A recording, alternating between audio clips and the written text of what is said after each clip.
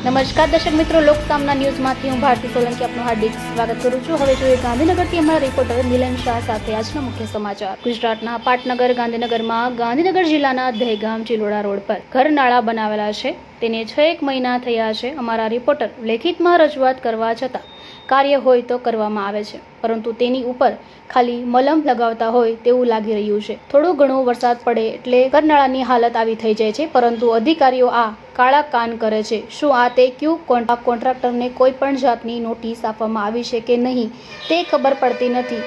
જે તે અધિકારી આ રોડનું સુપરવાઇઝિંગ કરતો હશે તેની ઉપર કાર્યવાહી કરવામાં આવી રહી છે કે નહીં અને નથી કરવામાં આવી રહી તેનું શું કારણ છે તે પ્રશ્નાર્થ છે।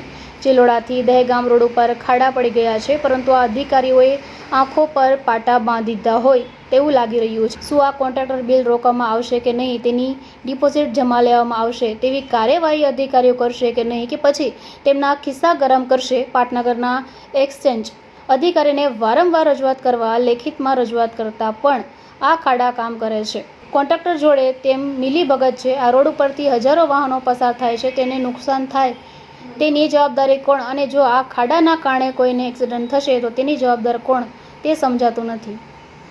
હવે ફરી મળીશું એક નવા સમાચાર સાથે। જોતા રહો લોકસામના ન્યૂઝ।